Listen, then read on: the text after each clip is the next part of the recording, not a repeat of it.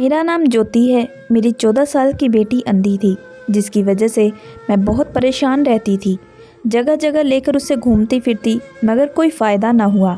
एक दिन मेरी ननद ने तांत्रिक बाबा के बारे में बताया, जो बहुत फेमस था। मैं अपनी बेटी को बूढ़े तांत्रिक बाबा के पास लेकर गई, तो वो कहने लगा, तुम कल शाम को अपने घर का दरवाज़ा खुला रखना, मैं तुम्हारी बेटी के लिए दवाई लेकर आऊँगा। मैंने उसकी बात मानकर अपने घर का दरवाज़ा खुला रखा था। शाम के 6 बजे बाबा जब घर आया और उसने अपने थैले से निकाल कर हमें 2 पुड़ियाँ दी और कहने लगा, इसे पानी में मिलाकर पी लो, उसके बाद तुम्हारी बेटी देखने लगेगी। हमने खुशी खुशी उस दवाई को पानी में मिलाकर पी लिया। दवाई पीते ही हमारी आंखों के सामने अंधेरा छाने लगा और हम बेहोश हो गए। जैसे ही हमारी आंख खुली तो यह देखकर हमारे पैरों तले ज़मीन निकल गई कि हमारी बेटी तो बहुत बुरी हालत में वहाँ पर मौजूद थी, क्योंकि उसके साथ बाबा ने मेरी शादी को 4 साल हो गए थे, लेकिन अभी तक मेरे पास कोई औलाद नहीं थी। मैंने बहुत सारे डॉक्टर से इलाज भी करवाया, लेकिन जब मेरी शादी का 5वां साल लगा तो मैं प्रेग्नेंट हो गई। मेरे लिए बहुत बड़ी खुशी का दिन था। औलाद हासिल करने के लिए मैंने बहुत सारे जतन किए थे। मैंने बहुत सारे डॉक्टर से ट्रीटमेंट भी करवाया। इन सब ने मेरे पति में मेरा बहुत साथ दिया। मेरे पति बहुत ही अच्छे इंसान थे। उन्होंने हमेशा मेरा ख्याल रखा। मेरे ससुराल वाले मुझे औलाद ना होने पर बहुत ताने दिया करते। वो लोग मुझे बांझ समझते थे। मैं इन बातों से बहुत तंग आ गई थी। मैं तो अब हिम्मत ही हार गई थी और अपने पति से भी कह दिया कि तुम चाहो तो दूसरी शादी कर सकते हो, मैं तो तुम्हें औलाद की खुशी नहीं दे पाऊंगी। मगर वह मेरी बात को इग्नोर कर दिया करते। वह कहते कि अगर भगवान हमें औलाद देगा तो तुमसे ही दे देगा। ज़रूरी नहीं है कि मेरी दूसरी शादी करने पर भी मुझे औलाद मिल जाएगी। अगर उससे भी ना हुई तो फिर मैं क्या करूँगा। भगवान ने आखिरकार मेरी सुन ही ली। मेरे घर नन्ही सी परी ने जन्म लिया था। मेरी और मेरे पति की खुशी का ठिकाना ना रहा। मैं सारा दिन अपनी बेटी को गले लगाए रखती, यहाँ तक कि मेरे पति भी मेरी बेटी को गोद में लेने के लिए तरस जाते। मैं अपनी बेटी को बहुत अच्छे कपड़े पहनाती और घर में उसकी ज़रूरत का हर सामान मौजूद था। मेरी बेटी का बचपन बहुत अच्छा गुजरा और फिर 4थे साल लग गया, मगर अभी तक उसने देखना शुरू नहीं किया। हम उसके सामने कुछ भी करते तो उसे पता ही ना चलता। मैं पिंकी की माँ थी, इसलिए सारी बातें इग्नोर करती थी। मगर पड़ोस की औरतें बार बार आकर मुझे एहसास दिलाया करती कि तुम्हारी बेटी 4 साल की हो गई है, अभी तक कुछ देख नहीं सकती।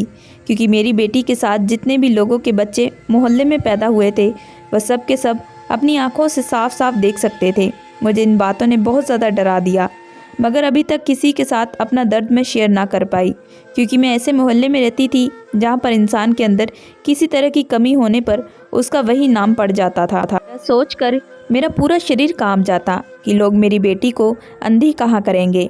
यह बातें सोच सोच कर मेरा दिल घबरा जाता। मेरे पति भी ये बात अच्छे से नोट करते थे। वह मुझसे कहते थे कि क्या बात है ज्योति, तुम हमेशा इतनी परेशान क्यों लगती हो। मेरे पति ने जब मुझसे पूछा तो मैं फूट फूट कर रोने लगी। मैं कहने लगी, मुकेश, हमारी बेटी 4 साल की हो गई है, मगर अभी तक वो कोई चीज़ देख क्यों नहीं पाती। पड़ोस की औरतें मुझे डराती है और अजीब अजीब तरह की बातें करती है कि शायद हमारी बेटी अंधी है। अब तो मुझे भी यह लगने लगा है, क्योंकि मेरी बेटी इतनी बड़ी हो गई है, अभी तक कुछ देख नहीं पाती। वह मेरी तरफ देखकर मुस्कुराने लगे और कहने लगे, ज्योति, तुम्हें क्या हो गया है, तुम तो सच में पागल हो गई हो। न जाने कब से ये सब बातें कर रही हो, अकेली बर्दाश्त कर रही हो। तुमने अगर मुझसे कहा होता तो हम दोनों मिलकर इस बात का कोई ना कोई हल निकाल लेते। मैं झट से कहने लगी, तो फिर मुझे बताओ क्या हल निकाला है। राजीव कहने लगे, मैं कल ऑफिस नहीं जाऊंगा, हम दोनों अपनी बेटी को डॉक्टर के पास लेकर जाएंगे। आंखों की रोशनी के लिए शहर में बहुत अच्छे डॉक्टर हैं, तुम देख लेना, मेरी बेटी की आंखों की रोशनी वापस आ जाएगी और वह भी देखने लगेगी। डॉक्टर सारा चेकअप करके हमें बता देगा कि हमारी बेटी के साथ क्या परेशानी है। मैं राजीव की बात सुनकर खुश हो गई थी, लेकिन फिर भी अभी मेरे दिल में एक बात आ रही थी। मैं कहने लगी, राजीव, अगर डॉक्टर ने कह दिया कि हमारी बेटी जन्म से ही अंधी है तो हम क्या करेंगे। राजीव कहने लगे, तो हम कुछ नहीं करेंगे, हम भगवान की कृपा से ही उसका यही शुक्रिया अदा करेंगे कि उसने हमें बेटी तो दी है। और तुम्हें पता है कि कितने सालों बाद हमें औलाद मिली थी, हमारी बेटी के रूप में, जिसके लिए हम तरस रहे थे। अब अगर उसमें कोई कमी है तो यह भी भगवान की कोई मर्जी होगी। और हाँ, हमें हर हाल में भगवान की मर्जी को एक्सेप्ट कर लेना चाहिए। मैं अपनी पति की बात पर एग्री थी, मैंने उनकी बात पर सर हिला दिया और तुरंत कमरे से बाहर निकलकर किचन के कामों में बिजी हो गई। किचन में काम करते टाइम मैं यही सोच सोच कर परेशान हो रही थी कि कहीं ऐसा ना हो कि मेरी बेटी जन्म से ही अंधी हो। सारा दिन मैंने कुछ भी खाया नहीं था। टेंशन की वजह से मुझे कुछ अच्छा भी नहीं लग रहा था और रात को ढंग से नींद भी नहीं आ पा रही थी। मुझे अपनी बेटी से बहुत प्यार था। मुझे अपनी बेटी की आने वाली ज़िंदगी की हमेशा फ़िक्र लगी रहती थी कि अगर वह ऐसे ही अंधी रही तो आने वाले टाइम में उसकी शादी कैसे होगी, कौन उसे अपनाएगा। और भगवान से गिड़गिड़ा कर मैं हमेशा प्रार्थना कर रही मेरी बेटी अपनी आंखों से देखने लगे और उसके साथ कोई बड़ी परेशानी ना हो। सुबह जब मैं उठी तो मेरे सर में बहुत तेज दर्द हो रहा था। रो रो कर मेरी आंखें भी सूज चुकी थी। हॉस्पिटल जाना ऐसा लग रहा था जैसे मुझे किसी बहुत बड़ी मुसीबत के पास लेकर जाया जा रहा हो। फिलहाल सुबह के 11 बज रहे थे। मेरे पति ने कहा कि मैं शहर के सबसे बड़े डॉक्टर से अपनी बेटी के लिए सारी इन्फॉर्मेशन लेकर आ गया हूँ। तुम जल्दी से तैयार हो जाओ और पिंकी को भी तैयार कर लो, हम डॉक्टर के पास चल रहे हैं। मेरी बेटी बहुत अच्छी थी। उसने कभी भी मुझे किसी चीज़ के लिए तंग नहीं किया था। मैं उसे जैसा कहती वह वैसा ही कर लिया करती। भले ही उसे आंखों से बिल्कुल दिखाई ना देता हो, लेकिन वह हर चीज़ महसूस करके अपने खिलौनों के साथ खेलती रहती थी। मैं तैयार हो गई, पिंकी को भी तैयार कर लिया। हम डॉक्टर के पास चल रहे हैं। मेरी बेटी बहुत अच्छी थी। उसने कभी भी मुझे तंग नहीं किया। मैं जैसा उसे कहती थी वह वैसा ही कर लिया करती। भले ही उसकी आंखों में उसे दिखाई ना देता हो, लेकिन वह हर चीज़ महसूस करके अपने खिलौनों के साथ खेलती रहती थी। वह मोहल्ले के बाकी बच्चों की तरह जिद भी नहीं किया करती थी। मैंने अपनी बेटी को एक प्यारी सी फ्रॉक पहना दी, जिसको पहनकर वो बहुत प्यारी लग रही थी, और मैं भी तैयार हो गई। उसके बाद हम डॉक्टर के पास चले गए। डॉक्टर ने मेरी बेटी की आंखों का पूरा चेकअप कर लिया। चेकअप करने के बाद वह कहने लगा, आपकी बेटी के साथ कोई परेशानी नहीं है। जैसे जैसे आपकी बेटी की उम्र बढ़ती जाएगी वैसे वैसे उसकी आंखों की रोशनी भी खुद ब खुद आ जाएगी। कुछ बच्चों की आइज़ वीक होती है, इसी वजह से वह थोड़ा देर बाद से देख पाते हैं। आप फिक्र बिल्कुल भी मत कीजिएगा, आपकी बेटी की भी आंखों की रोशनी वापस आ जाएगी। बस आपको अपनी बेटी का ख्याल रखना है। मैं अभी के लिए थोड़ी सी दवाइयाँ दे रहा हूँ। आपकी बेटी की आंखों की रोशनी धीरे धीरे साफ होने लगेगी। इसके अलावा हमारे पास काफ़ी सारी फैसिलिटी भी मौजूद है। आप चाहें तो अपनी बेटी को हमारे आई सेंटर भेजकर उसकी ट्रेनिंग करवा सकते हैं। आप हर हफ्ते अपनी बेटी को हमारे क्लिनिक पर ले आइएगा। आपकी बेटी धीरे धीरे देखने लगेगी। डॉक्टर की बात सुनकर मुझे ऐसा लगा था जैसे किसी ने मेरे कंधों से बहुत भारी बोझ उतार दिया हो। मैं अंदर ही अंदर बहुत खुश हो गई थी और मुझे उम्मीद की किरण भी नज़र आने लगी थी। इसलिए अब मैंने अपने पति से कहा कि आप हमें शॉपिंग मॉल लेते चले। मुझे पिंकी के लिए अच्छे अच्छे कपड़े खरीदने हैं। और फिर मेरी बेटी ने जिस जिस कपड़े को कहा मैंने उसे वह कपड़ा दिला दिया। उसने अपने लिए थोड़े से खिलौने भी लिए।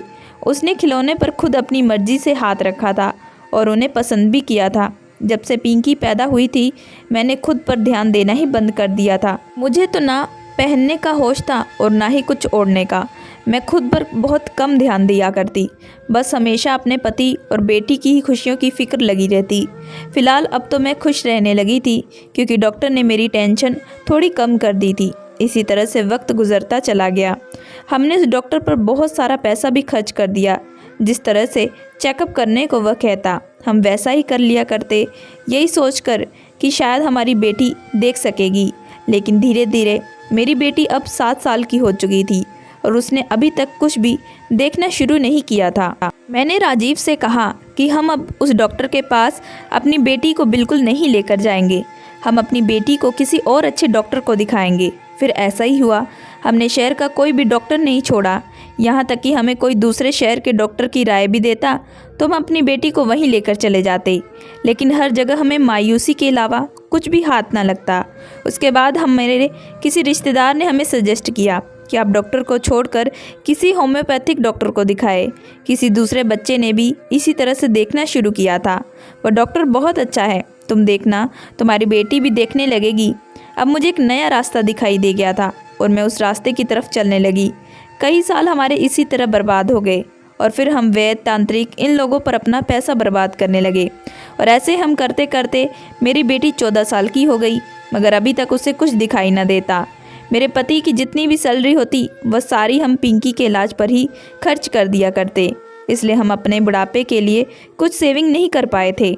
मेरी बेटी अब धीरे धीरे जवान हो रही थी और वह इतनी खूबसूरत हो रही थी कि मैं उससे दिल भर के देखने से भी डरती थी कि कहीं मेरी बेटी को मेरी ही नज़र ना लग जाए। हमारे आस पड़ोस के लोग भी मेरी बेटी की खूबसूरती की तारीफ़ किया करते और सब लोग यही कहते कि ज्योति की बेटी पिंकी बहुत खूबसूरत है। अगर यह बेचारी देख पाती तो इसके घर हम ही रिश्ता भेज देते। लोगों की ये बात सुन सुनकर मेरा दिल जलता रहता। मेरी उम्र इतनी नहीं थी, लेकिन ज़्यादा टेंशन लेने की वजह से मेरे चेहरे पर झुर्रियाँ आने लगी और मैं बूढ़ी होने लगी। एक दिन हमारे साथ एक बड़ा अजीब हादसा हुआ। एक दिन हम अपनी बेटी को लेकर एक वैद्य के पास गए थे। उन्होंने मेरी बेटी को कुछ खाने के लिए दिया और कहने लगे कि कुछ दिनों के बाद तुम्हारी बेटी देखने लगेगी। हमने वैद्य जी को उनकी फ़ीस दी और वापस आने के लिए खड़े हो गए थे और बाहर निकले तो एक अजीब सा हादसा हो गया। हमारे सामने ही एक 18 साल का लड़का अपनी साइकिल पर जा रहा था। एक तेज़ रफ्तार कार उसे टकरा कर मार कर आगे बढ़ गई। वह जवान लड़का ज़मीन पर गिर गया था और उसके सर से बुरी तरह से खून भी बह रहा था। राजीव भागकर उस लड़के के पास गए। उन्होंने आसपास खड़े कई लोगों से मदद मांगी, लेकिन कोई भी उसकी मदद के लिए आगे ना बढ़ा। बड़ी मुश्किल से एक रिक्शे वाला उस लड़के को उस अस्पताल लेकर जाने के लिए राज़ी हुआ। हम उसे अस्पताल लेकर गए। डॉक्टर ने उसका इलाज करना शुरू कर दिया। फिर मैं अपनी बेटी को लेकर घर आ गई थी, जबकि राजीव रात भर उस लड़के के पास अस्पताल रहे थे। जब वो वापस आए तो उन्होंने बताया कि उस लड़के की हालत काफ़ी सीरियस थी और वो कोमा में चला गया और उस लड़के के पास कुछ चीज़ मौजूद भी नहीं थी जिससे उसकी पहचान की जा सके या उसकी फैमिली को उसके बारे में इन्फॉर्म किया जा सके। मैंने उस लड़के के लिए बहुत सारी प्रार्थनाएं की थी। ना जाने वह लड़का किस माँ का बेटा था और उसकी माँ उसके लिए कितना परेशान हो रही होगी।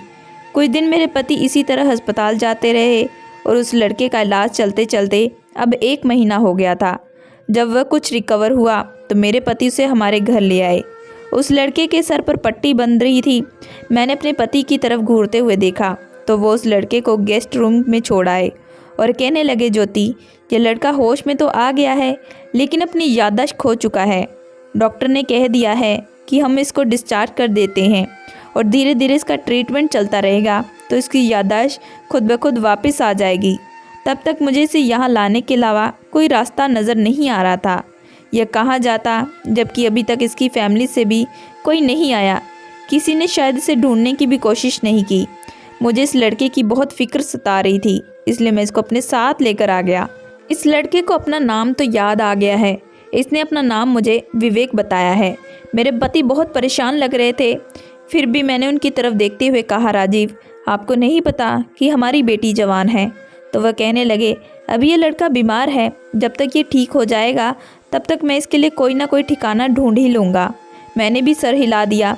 मुझे भी उस लड़के की हालत देखकर तरस आ जाता, इसलिए मैं भी उसका ख्याल रखने लगी थी।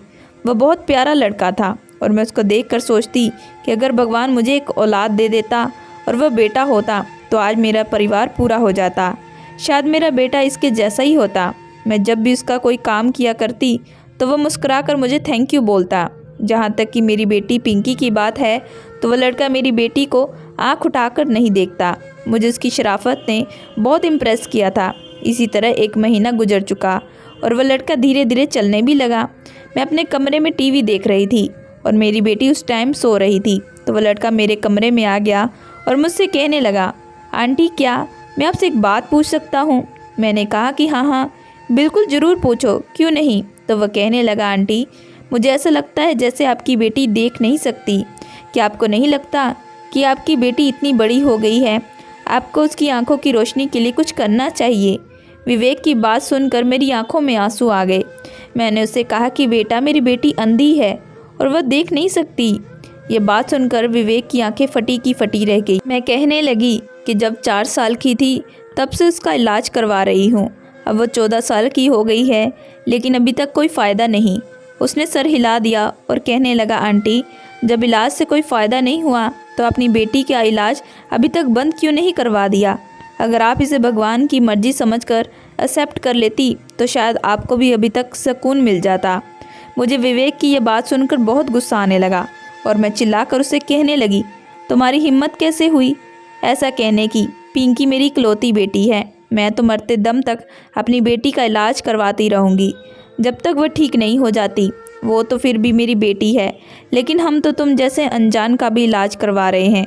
और बस इतना नहीं, तुम्हें अपने घर में रहने के लिए भी जगह दी है और तुम्हारे साथ बिल्कुल अपनों जैसा ही बिहेव करते हैं। तुम्हें तो शायद याद नहीं, क्योंकि हमने देखा है तुम एक तेज़ रफ्तार से आई हुई कार हमारी आंखों के सामने टक्कर मार कर गई थी और कोई भी तुम्हें बचाने के लिए आगे नहीं आ रहा था और तुम्हारे बचने के भी चांसेस नहीं थे। मेरे पति ने ही तुम्हारी मदद की, तो क्या हमें तुम्हें वहाँ पर मरा हुआ छोड़कर वापस चले जाना चाहिए था? और अब तुम्हारी याददाश्त आ चुकी है और हमें पता है कि तुम्हारा इलाज कब तक चलेगा, तो क्या तुम्हारा इलाज यह सोचकर बंद कर दे इसमें ही भगवान की मर्जी है और तुम्हें अपने घर से निकाल दे। मेरी जवान बेटी घर में मौजूद होते हुए भी हमने तुम्हें अपने घर में रखने की जगह दी। विवेक की बात तो सीधा मेरे दिल पर जाकर लगी थी, क्योंकि जो बात विवेक ने मुझसे की थी ऐसी बात आज तक मुझे किसी ने ना कही। और फिर वह अनजान लड़का जिसे इस बात का बिल्कुल अंदाज़ा नहीं था कि मैं किस तरह से अपनी बेटी को देख रेख की तकलीफ़ में रहती हूँ और किस तरह के हालातों का सामना करती हूँ, वो मुझे ऐसी राय कैसे दे सकता था। मैं इतने गुस्से में हो गई कि बिना कुछ सोचे समझे बोलती चली गई। विवेक के तो चेहरे का रंग उड़ गया। वह कहने लगा, आंटी मेरा मकसद आपका दिल दुखाना नहीं था। आंटी मेरा मकसद आपका दिल दुखाना नहीं था। अगर आपको मेरी बात बुरी लगी है तो मैं आपसे माफ़ी मांगता हूँ। मैं पहले से काफ़ी बेहतर हो चुका हूँ और जहाँ तक मेरी याददाश्त की बात है वह भी धीरे धीरे वापस आ ही जाएगी, लेकिन तब तक मैं आप लोगों पर बोझ बनकर नहीं रहना चाहता। मुझे यहाँ से जाना ही होगा। मुझे पता है क्या आप लोग एक इज्जतदार और शरीफ मोहल्ले में रहते हैं और आपकी जवान बेटी भी है। लोगों के इल्ज़ाम लगते होंगे, ज़्यादा देर नहीं लगती, इसलिए मैं यहाँ से जा रहा हूँ। मैं अंकल के सामने तो यहाँ से नहीं जा सकता, वरना वह मुझे रोक लेंगे और जाने नहीं देंगे। आप उनको मेरी तरफ से थैंक यू बोल देना। ज़िंदगी रही तो आप लोगों से मेरी फिर मुलाकात होगी और आप लोगों के साथ रहकर मुझे बहुत अच्छा लगा। इतना कहकर विवेक मेरे पास से उठकर चला गया। मैं अभी तक गुस्से में ही बैठी थी कि विवेक ने आखिर मुझसे ऐसा क्यों कहा कि मुझे अपनी बेटी की मजबूरी भगवान की मर्जी समझकर एक्सेप्ट कर लेना चाहिए। उसने मुझे दिलासा क्यों नहीं दिया और ये क्यों ने कहा कि आंटी आपकी बेटी एक ना एक दिन ठीक हो जाएगी और गर्व है आप जैसी माँ पर जिसने अभी तक हिम्मत नहीं हारी। आप ऐसी माँ हो जिसने अपनी परवाह नहीं की और अपनी बेटी के इलाज में किसी तरह की कोई कमी ना की। मैं ये सब सोचकर रोते चली जा रही थी। मेरी बेटी थोड़ी देर के बाद सोकर उठ गई और वह कुछ परेशान सी लग रही थी। मैंने पूछा कि क्या हुआ, तो कहने लगी, माँ ऐसा लग रहा है कि विवेक भैया घर पर मौजूद नहीं है। माँ आखिर विवेक कहाँ चले गए, और अगर वह घर में ही हैं तो फिर मुझसे बात क्यों नहीं करते। मैंने पिंकी से कहा, बेटा तुम आराम करो, वह यहीं कहीं होगा। मैंने इस बात को इग्नोर किया और अपने काम में लग गई। मेरी बेटी फिर मुझसे बार बार विवेक के बारे में पूछने लगी, तो मैंने उसे कह दिया, बेटा वह ठीक हो गया था इसलिए अपने घर वापस चला गया, अब वो हमारे घर कभी नहीं आएगा। मैंने महसूस किया था कि मेरी बेटी एकदम से उदास हो गई थी। उसकी आंखों में आंसू आने लगे थे और वो मुझसे कहने लगी, माँ विवेक को इस तरह हमारे घर से नहीं जाना चाहिए था और वो मुझसे मिलकर भी नहीं गए। मेरी बेटी को उसके साथ लगाव हो गया था। यह कहकर मेरी बेटी अपने कमरे में चली गई। उसके जाने के बाद जैसे मुझे कुछ होश आने लगी। मुझे अपने किए पर पछतावा होने लगा। ना जाने मैंने उस लड़के को क्या क्या कह दिया कि वो मेरा घर ही छोड़कर चला गया। अब अगर इस बारे में मेरे पति को पता चल जाता तो वह मुझसे बहुत नाराज़ होते। और विवेक के जाने से मेरी बेटी भी उदास हो गई थी और मैं बहुत ज़्यादा परेशान हो चुकी थी। शाम को मेरे पति जब ऑफिस से घर आए तो उन्होंने घर आते ही सबसे पहले विवेक के बारे में पूछना शुरू कर दिया। मैं घबरा गई थी और कहने लगी, विवेक की याददाश्त वापस आ गई थी इसलिए वह अपनी फैमिली के पास वापस चला गया। मेरे पति की आंखों में शिकवा साफ नज़र आ रहा था। वो कहने लगे, ज्योति मुझे विवेक से ऐसी कोई उम्मीद नहीं थी, कहीं तुमने तो उसे कुछ नहीं कह दिया। मैं घबरा गई थी और अपनी नज़रें चुराने लगी। राजीव कहने लगे, ज्योति मुझे वो लड़का बहुत अच्छा लगने लगा था, ऐसा लगने लगा था जैसे वह मेरा अपना ही हो। चलो अच्छा हुआ कि वह ठीक हो गया। वैसे भी बस एक न एक दिन अपनी फैमिली के पास जाना ही था, लेकिन बस मुझे उससे यह शिकायत रहेगी कि वह आखिरी बार मुझसे मिलकर भी नहीं गया। भगवान करे वह जहाँ भी रहे खुश रहे। मैं अपने पति के पास से उठकर किचन में गई। कुछ दिन इसी तरह गुजर गए। राजीव ने मुझसे उसके बारे में पूछना भी छोड़ दिया, क्योंकि उनकी एक बहुत अच्छी आदत थी कि वह मुझे ज़्यादा शर्मिंदा नहीं किया करते। हमेशा मेरी गलतियों को माफ़ कर देते और इग्नोर कर देते। लेकिन मैं विवेक के लिए अंदर ही अंदर बहुत परेशान थी। वो एक बहुत अच्छा लड़का था। उसका बिहेवियर बताता था कि वह किसी पढ़े लिखे और अच्छे परिवार से बिलोंग करता है। पिंकी भी विवेक के लिए जाने के बाद खामोश सी रहने लगी और मैं उसकी इस हालत को अच्छी तरह देख सकती थी। अब घर में बहुत उदासी वाला माहौल छा गया था। एक दिन हमारे घर पर मेरे पति की छोटी बहन आई। उसकी शादी सूरत में हुई थी, इसलिए वो 2 दिन के लिए हमारे घर पर आई हुई थी। आज उसके जाने का दिन था। शाम के 4 बजे वह अपने घर जाने वाली थी। उसने मुझे बताया कि भाभी, आपको पता है, हमारे सूरत में रहने वाले एक तांत्रिक बाबा यहाँ आपके शहर आए हुए हैं और वह यहाँ पर कुछ लोगों की परेशानियाँ हल करने के लिए आए हैं। उनकी उम्र और तजुर्बा बताता है वह लोगों का अच्छा इलाज करते हैं और बेउम्मीद लोग भी उनसे उम्मीद लगा बैठते हैं। गूंगे बोलने लगते हैं और अंधे देखने लगते हैं। वह पैसे थोड़े ज़्यादा लेते हैं, लेकिन काम अच्छा करते हैं। और वैसे भी आप तो अपनी बेटी पर अब तक काफ़ी पैसा खर्च कर चुकी हैं। आपने तो अभी तक पिंकी के लिए कोई इलाज नहीं छोड़ा। मुझे उम्मीद है कि तांत्रिक बाबा के इलाज से हमारी पिंकी देखने लगेगी। मैं अपनी ननंद की बात सुनकर खुश हो गई और मुझे उम्मीद की एक किरण नज़र आने लगी। ऐसा लग रहा था जैसे कई दिनों के अंधेरे के बाद थोड़ी रोशनी नज़र आने लगी। मैं कहने लगी, काजल, क्या वह तांत्रिक बाबा इतना अच्छा है कि मेरी बेटी ठीक हो जाएगी और वह अपनी आंखों से देखने लगेगी? वह कहने लगी, भाभी, उस तांत्रिक बाबा के तो हमारे सूरत में बहुत चर्चे हैं और वह यहाँ पर सिर्फ 1 महीने के लिए आया है। इससे पहले कि वह यहाँ से चला जाए, आप उसका फ़ायदा उठा लें और ज़रूर हमारी पिंकी उससे ठीक भी हो जाएगी। आपको पता है, मेरी देवरानी के पास भी औलाद नहीं हुई थी। शादी के पूरे 9 साल बाद जब उसका इलाज तांत्रिक बाबा से करवाया गया, उसके बाद उसने एक बहुत प्यारी बेटी को जन्म दिया। अपनी ननंद से यह बात सुनकर मुझे उम्मीद की जागती हुई किरण नज़र आ रही थी। मैंने काजल से उस तांत्रिक बाबा के बारे में सारी इन्फॉर्मेशन ले ली। शाम के 4 बजे तक मेरी ननंद अपने पति के साथ अपने ससुराल सूरत चली गई और उसके बाद मेरे पति ऑफिस से जब घर आए तो मैंने उनको अपनी ननंद काजल के बताए हुए तांत्रिक बाबा के बारे में बताया।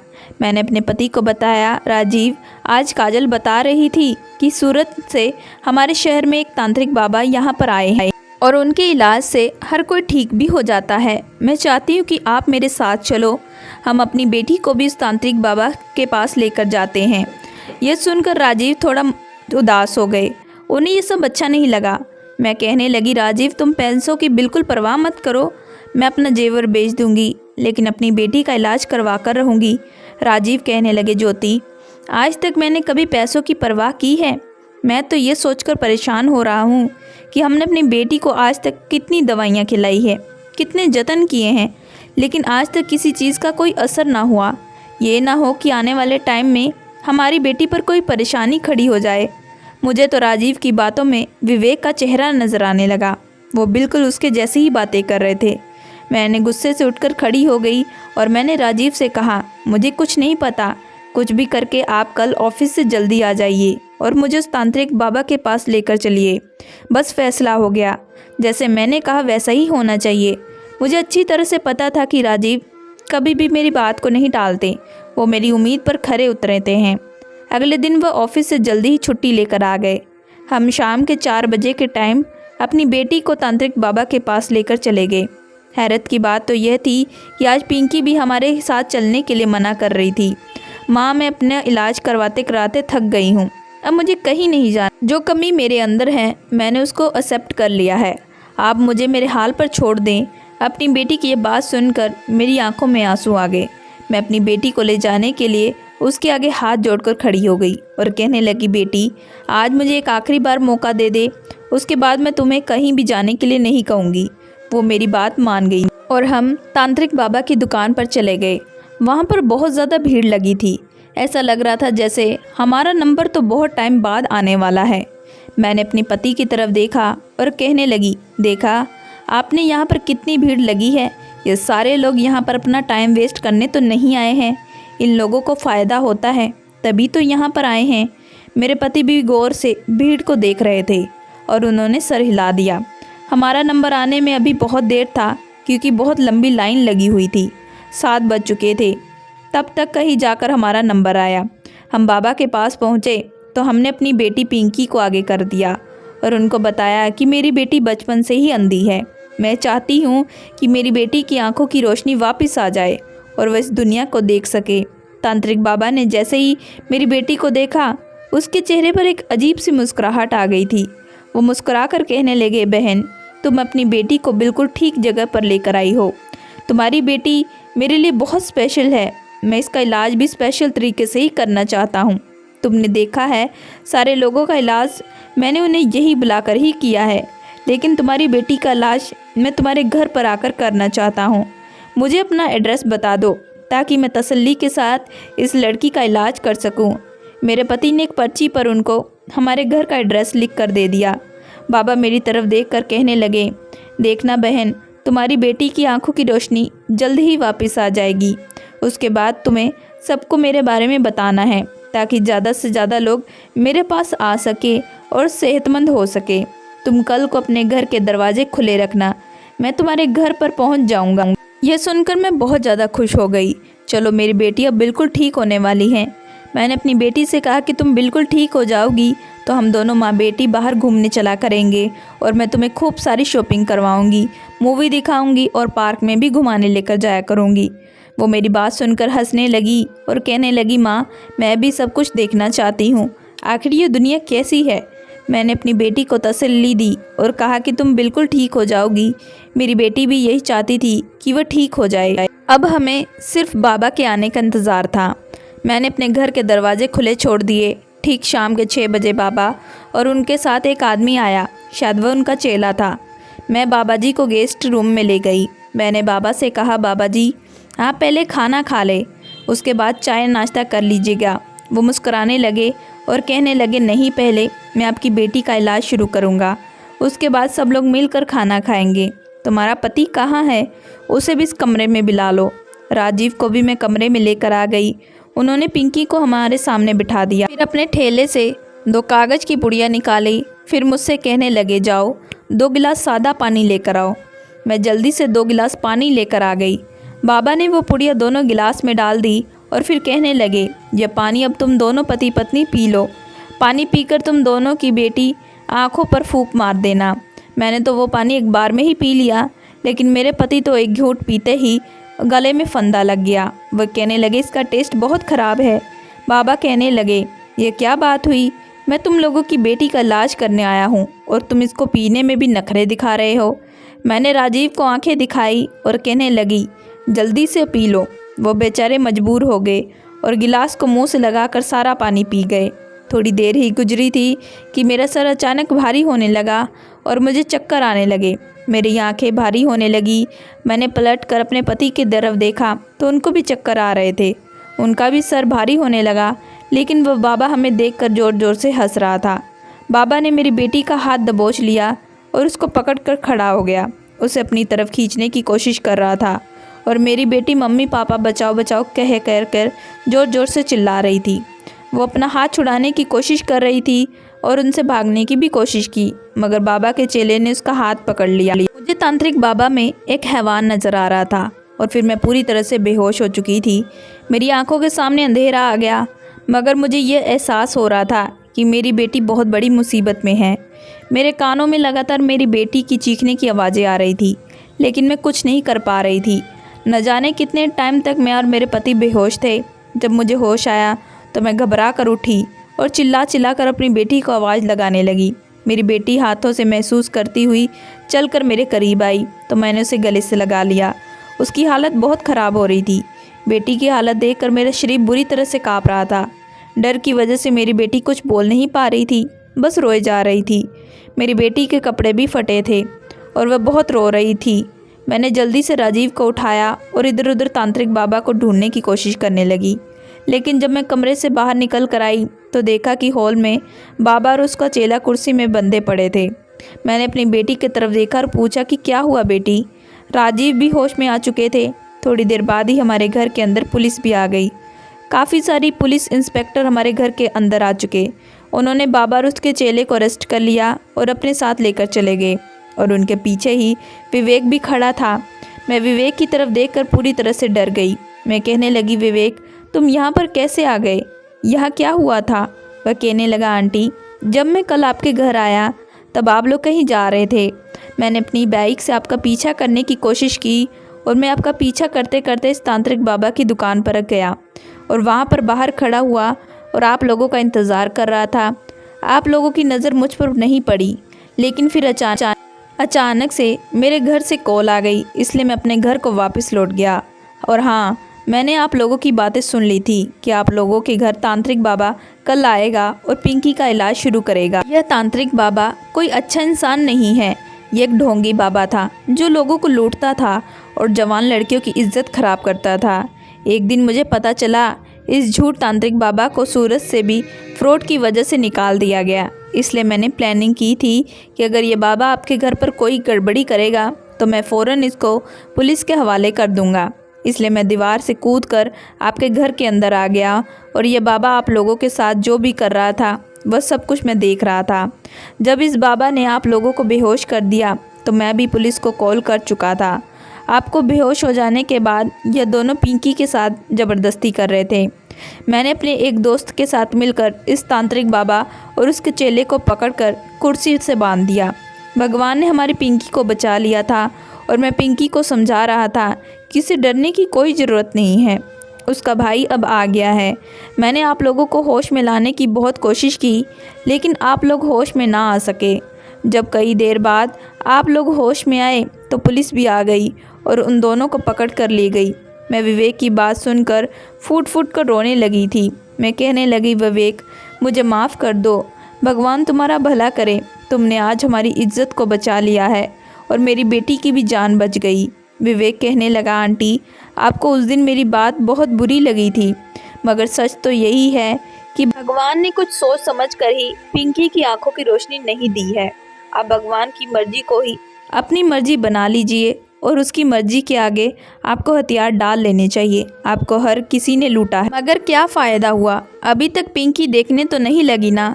मैं रोते हुए विवेक से कहने लगी, तुम्हारे जैसी बात आज तक मुझे किसी ने ना कही। बस लोग मुझे डॉक्टर बाबा या फिर वेद या सजेशन दिया करते और मैं लोगों की बातों में आती रहती। जो जैसा कहता मैं वैसा कर लिया करती, क्योंकि बेटा मैं एक माँ हूँ और एक माँ अपनी औलाद की खुशी के लिए सब कुछ कर सकती है। लेकिन किसी ने मुझे यह ना बताया कि भगवान की मर्जी में ही हमें अपनी राजी रखना चाहिए। तुम मुझे माफ़ कर दो। मैंने विवेक के सामने हाथ जोड़ दिए।